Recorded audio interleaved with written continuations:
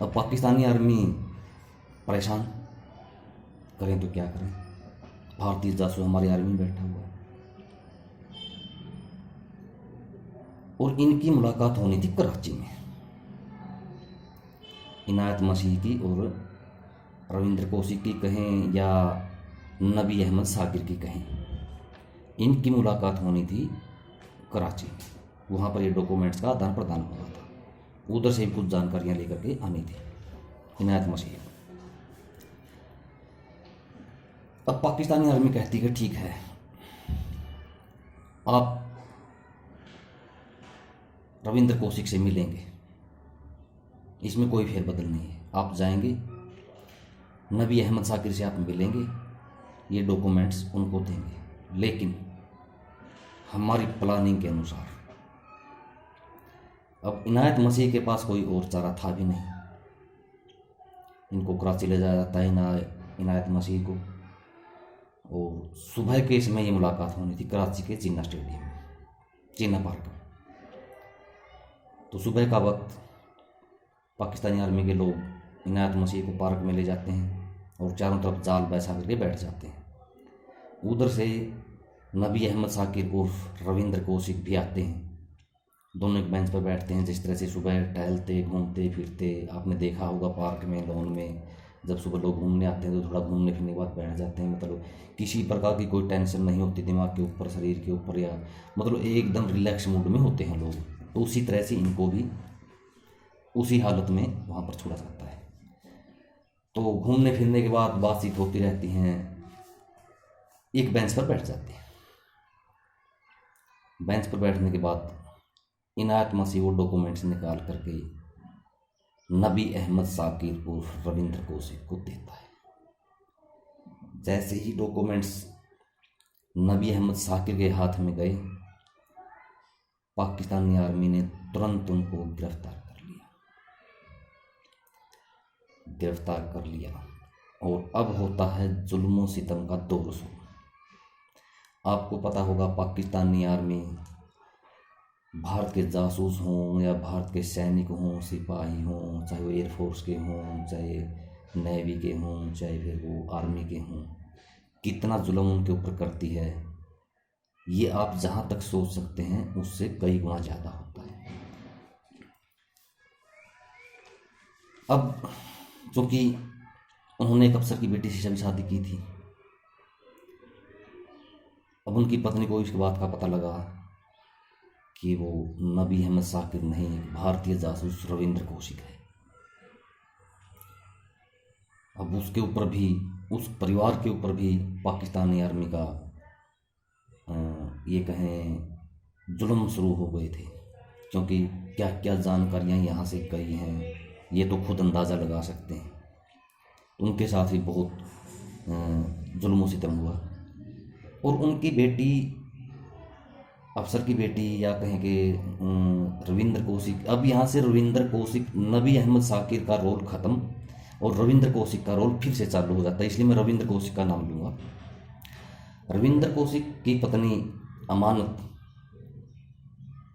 उनसे मिलने सिर्फ एक बार आई सियालकोट जेल में अपने बेटे को साथ लेकर के। उनके बीच क्या बातचीत हुई ये तो मुझे नहीं पता, लेकिन वो सिर्फ एक बार आई और उसके बाद ज़िंदगी में वो कभी दोबारा उनसे मिलने नहीं आई। और इधर जासूसी के ऊपर कैसे क्या जुल्म होते हैं, एक एक महीने तक, 15-15, 20 दिन तक बंद कोठरियों में, अंधेरी कोठरियों में रखा जाता है, जहाँ ना ये पता चले कि अंधेरा है या दिन है या रात है, क्या टाइम हुआ है, और उजाला देखने को आंखें तरस जाती हैं बिल्कुल। और जगह भी इतनी कि आप ढंग से सो भी नहीं सकते, खड़े हो तो खड़े भी नहीं हो सकते, इतनी तंग गलियों में। और अत्याचारों का पाकिस्तानी आर्मी का आप जानते होंगे, नहीं जानते होंगे तो मैं बता देता हूँ। अत्याचार इतने करते हैं कि वो प्लास से जीभ खींच लेते हैं, नाखून खींच लेते हैं, उसको बांध करके सिगरेटों से जलाया जाता है, कोई हड्डी भी तोड़ दी जाती है और कई दिन तक उल्टा लटकाया रखा जाता है। तो वही रविंद्र कौशिक के साथ भी हुआ। 10-10 दिन तक खाना पानी नहीं दिया जाता, भूखा रखा जाता है राज उगलवाने के लिए कि उसने क्या क्या जानकारियाँ। लेकिन रविंद्र कौशिक कोई बुज़दिल नहीं थे, वो एक दिलदार इंसान थे और उन्होंने अपना मुंह नहीं खोला, भला ही उनके ऊपर कितना ही अत्याचार हुआ। अब उनके ऊपर मुकदमा भी चलता है, उधर अत्याचार हो रहे हैं और मुकदमे में उनको फांसी की सजा होती है। इधर भारत सरकार भी कहेंगे हम इस मामले में, और दोनों ने पल्ला झाड़ लिया रविंद्र कौशिक से। तो उन्होंने पत्र भी लिखे अपने घर वालों को और बताया। उन्होंने पत्र लिखा अरबी में, पत्र लिखा अपने फादर के नाम से कि मैं इस तरह से पाकिस्तान की जेल में हूँ, मैं ये काम करा था। उन्होंने अपनी पूरी जानकारी उसमें लिखी। तो उनके पिता ने जब वो अरबी में पत्र पढ़ा तो क्योंकि अरबी सिर्फ उनके पिता जानते थे, भाई बहन माँ नहीं जानती थी अरबी पढ़ना लिखना, तो उन्होंने पढ़ा तो वो बताया नहीं किसी को, लेकिन उनकी डेथ हो जाती है। अब वो पत्र गुमनाम होकर रह जाता है।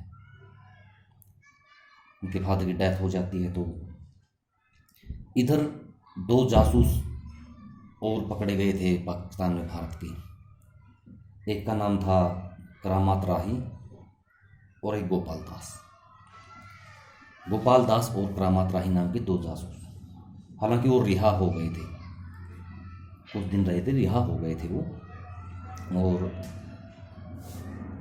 उनके साथ उन्होंने कुछ फ़ोटोज़, अपनी पत्नी की, बेटे की फ़ोटोज़ भी भेजी थी कि मेरे घर वालों को दे देना, ताकि कभी भविष्य में, फ्यूचर में वो आए तो उन्हें पहचान सकें।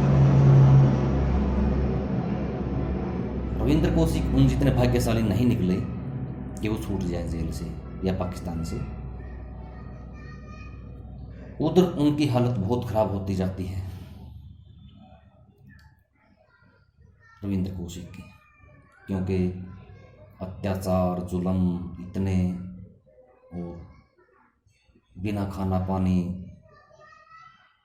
हर वक्त अत्याचार, 24 घंटे अत्याचार, और उनकी हालत ख़राब होती होती उनको टीबी हो जाती है। उधर उनके पिता की डेथ हो चुकी थी। वो पत्र काफ़ी दिन बाद किसी के हाथ लगा, ये क्या था, कैसे था। तो उनके घर वाले वो पत्र किसी काजी से पढ़वाते हैं, क्या ये क्या है, कैसे है। तो उन्होंने वो पत्र पढ़ा तो बता, तो उनके पैरों तले से ज़मीन भी खिसक गई। तब वो भाग दौड़ करते हैं इधर उधर, गृह मंत्रालय तक, होम मिनिस्ट्री तक जाते हैं, लेकिन यहाँ पर भारत सरकार बिल्कुल न्यूट्रल हो जाती है किसी भी प्रकार का। हालांकि रविंद्र कौशिक को छुड़वाना कोई बड़ी बात नहीं थी, अगर भारत सरकार की इच्छा शक्ति होती तो छुड़वा सकती थी, और ऐसा पहले भी हुआ और अब भी होता है कि भाई 3 जासूस आपने हमारे पकड़ रहे हैं, 3 हमने आपके पकड़ रहे हैं, आप हमारे 3 छोड़ दो, हम आपके 3 छोड़ देंगे, ऐसा होता है। तो इस तरह से, लेकिन किसी भी प्रकार की कोई भारत सरकार दिलचस्पी नहीं दिखाती है, हालांकि बचा जा सकता था उनको। तो उधर वो अपील कर देते हैं कोर्ट में, आगे हाई कोर्ट में, फांसी की सज़ा से के खिलाफ, और हाई कोर्ट में उनकी अपील मंजूर हो जाती है और उनकी फांसी की सज़ा को बदल करके उम्र कैद किया जाता है। शायद ये भी एक साजिश थी, फांसी ना दे करके उम्र कैद बनना भी पाकिस्तान की एक साजिश थी, ताकि इसको ज़्यादा से ज़्यादा तड़पा जा सके। तो इस तरह से उनको टीबी, हालत ख़राब, उन्होंने घर वालों को पत्र लिखा कि मुझे टीबी हो गई है, सांस लेने में बहुत दिक्कत हो रही है मुझे, और यहाँ पाकिस्तान में टीबी की दवा नहीं मिलती है, तो कृपया थोड़ी सी दवा मुझे भेज दें। ये भी एक उनकी जासूसी के हुनर का कमाल था कि वो इस तरह से बात कर लेते, पत्र लिख लेते थे, दवाइयाँ उन तक पहुँच भी गई थी। तो ऐसा होते होते एक बार क्या हुआ, एक रेडियो चैनल होता था उस टाइम पे, मिट्टी की खुशबू, यहाँ पर भी उन्होंने अपना हुनर दिखाया, जासूसी का हुनर। किसी तरह से उन्होंने सेटलमेंट निकाली और बोला कि किसी भी तरीके से मेरे परिवार को, माँ बाप को इस चैनल पे लाइव ले आओ ताकि मैं बात कर सकूँ, और हुआ भी ऐसा ही। तब उनको पहली बार पता लगा कि उनके पिता की मृत्यु हो चुकी है। धक्का लगता है। इधर उन्होंने कई बार पत्र लिए घर वालों को, बताया भी कि अगर मैं अमेरिका का जासूस होता तो अभी तक का कभी का छूट गया होता। लेकिन भारत सरकार मेरे मामले में कोई इंटरेस्ट नहीं ले रही है। शायद मैं अब उनके काम का नहीं रहा हूँ। इस तरह से उन्होंने बहुत इमोशनल भावुक पत्र उन्होंने घर वालों को लिखे और उन्होंने तरीके भी बताए कि आप किस तरह से कहाँ पर बात कर सकते हैं, मेरी रिहाई हो सकती है, संभव है, नामुमकिन नहीं है। बट कुछ नहीं हुआ। अब 16 साल वो जेल में रहे और नवंबर 2001 में मुल्तान जेल में उनकी मृत्यु हो जाती है, बहुत ही खराब हालातों में। और उन्होंने मरने से 3 दिन पहले भी एक पत्र अपने घर वालों को लिखा था, मरने से केवल 3 दिन पहले, कि मुझे इतनी उम्मीद नहीं थी कि भारत सरकार मेरे प्रति इतनी बेरुखी हो जाएगी और मैंने क्या नहीं किया देश के लिए। मैं अपनी जान दे दूंगा लेकिन अपना मुंह नहीं खोलूंगा और ना मैंने अभी तक अपना मुंह खोला। लेकिन मुझे क्या सिला दिया भारत सरकार ने, क्या सिला मिला मुझे। तो ये थी रविंद्र कौशिक की जासूसी की कहानी। किस तरह उन्होंने यातनाएं सही, किस तरह उन्होंने अपनी जान दी, किस तरह से उन्होंने अपना सब कुछ कुर्बान कर दिया और देश ने उनको क्या दिया, उनका अंत कैसे गुजरा, ये आपने सुना इसमें। हालांकि उसके बाद प्रधानमंत्री इंदिरा गांधी ने उनको ब्लैक टाइगर की उपाधि तक दी थी। मैं आपकी जानकारी के लिए बता दूं, ब्लैक टाइगर फिल्म भी आई थी, एक था टाइगर आई थी। तो ये फिल्में बनाकर देश ने उनको याद तो किया, लेकिन क्या इन फिल्मों से रविंद्र कौशिक का दर्द कम हो जाएगा? शायद नहीं। तो ये थी कहानी। कुछ छूट गया हो, कुछ आपके दिमाग में क्वेश्चन हो तो आप मुझे बताइएगा। और अगर आपको इस तरह से कोई है आपके पास, आप हिस्ट्री के इंटरेस्टेड हैं तो आप पूछिएगा, मैं ज़रूर बताऊंगा और कोशिश करूंगा आपको मैं सही जानकारी दूँ। धन्यवाद। जय हिंद।